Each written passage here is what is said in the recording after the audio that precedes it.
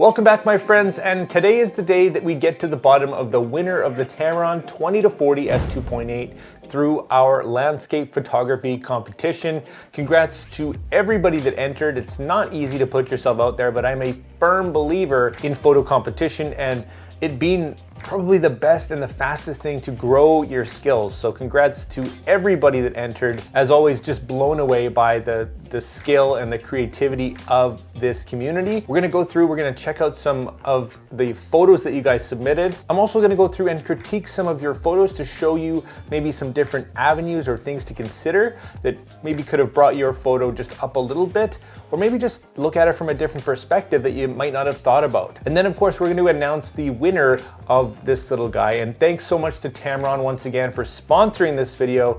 Couldn't have done this without them, guys. So if you did want to follow Tamron and see all their news and new products and whatnot, check the link in the description to get on their email list. It's completely free, and that's just something you can do to support things like this giveaway and the channel and whatnot. Of course, if you're not a subscriber, guys, consider hitting that like and subscribe button. Join the community for more. I, of course, specialize in reviews and education for photography, showing you how to do cool and creative things. If that's up your alley, consider doing that. But anyways, let's dive into your photos to see just how awesome you guys are.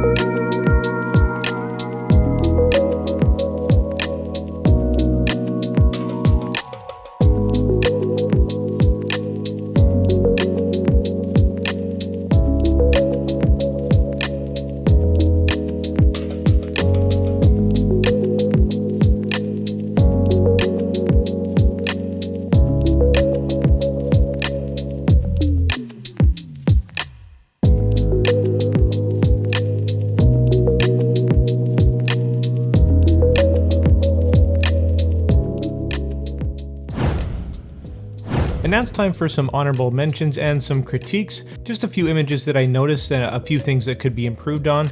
In this one, we can see just a few distracting elements and really no clear subject. I find my eye searching a little bit. So if we do crop in a little bit and remove those, we get a more picturesque landscape without the distractions.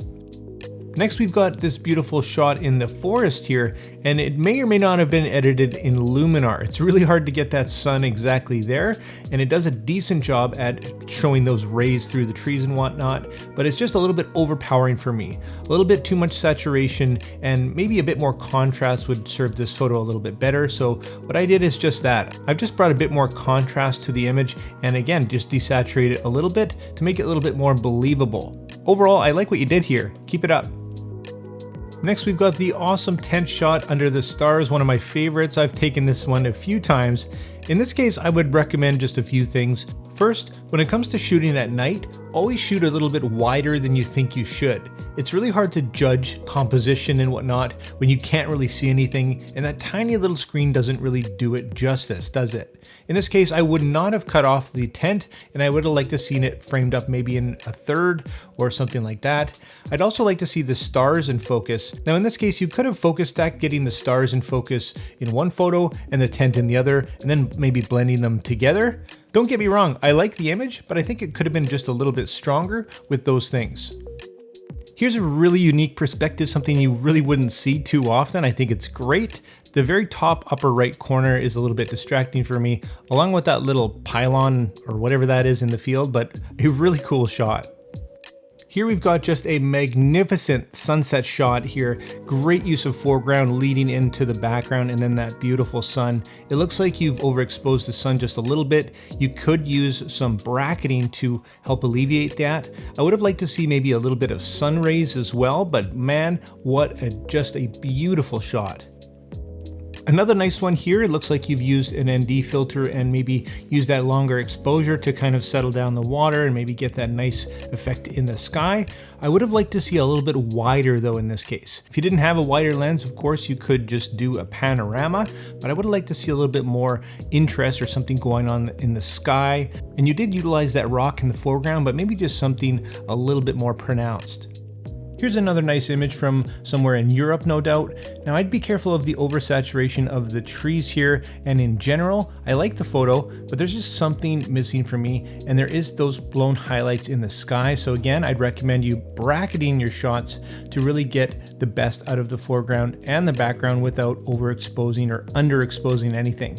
Right where the buildings meet the trees, you can see where you've lightened it up a little bit too, so I'd be careful of that as well. Great image. Next up, a bucket list shot here, of course, just a beautiful scene.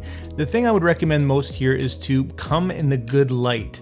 And of course, if you're traveling, you might not get that opportunity, but do your best, get up early or stay out a little bit later and nail that sunrise or sunset. This is just such a beautiful place and most people will probably never get a chance to go back. So make the most of it, but just a great shot here.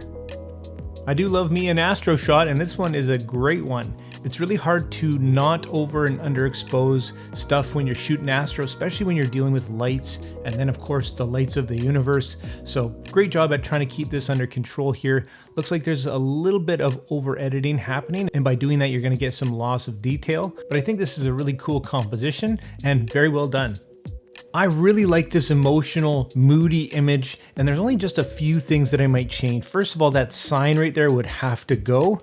And the color, although I love the color harmony, I think just by muting the blacks, I think it would be just a little bit stronger for me. I did play around with my preset master pack, and I think you could even pull off a black and white image. Although I think I like it better with some color, just maybe with those blacks muted a little bit of desaturation. I think this is a great image. If you were just a bit lower, maybe utilizing a leading line right into the center, that might have improved it just a bit, but just a fantastic image for me. By the way, the second place winner of today's video will receive my master preset pack for free. And if you guys did want to support the channel and pick it up, just know that all future updates are included in the price, and it does go a long way to help support me and the work that I do here. And just honoring a few more shots before we get into my top 5 here. Enjoy.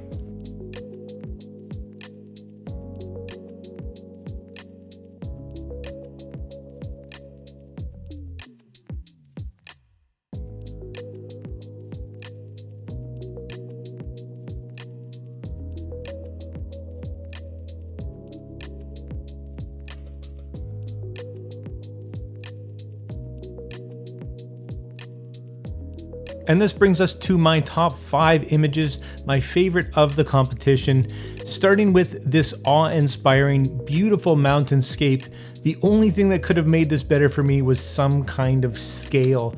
If there was a person standing somewhere, I think this is just a fantastic and beautiful portrait of this mountain and nature at some of its most extreme. Well done. At number 4 is this beautiful and seemingly endless mountain range on probably what was an unforgettable day. Great use of the foreground to draw us in with leading lines and just a fantastic landscape image. At number 3, we have a beautiful ocean panorama showcasing the brilliant colors and awesome power of nature. This beautiful piece of art definitely belongs on the wall somewhere. Congratulations to the maker. At number 2, we have a probably familiar scene. It's the beautiful Lake Louise with an extra splash of color in there. Great timing and obviously just a great mood and beautiful day, either early in the morning or later in the evening. I think it's in the morning, and I can attest to this place's beauty being there not 6 months ago, but unfortunately for me, it was mostly frozen over. Congratulations on this fantastic shot. And at number 1, my favorite image of this competition and the winner of the Tamron 20-40 goes to this beautiful masterpiece. All I can think as I look at this image is this is exactly what it's all about.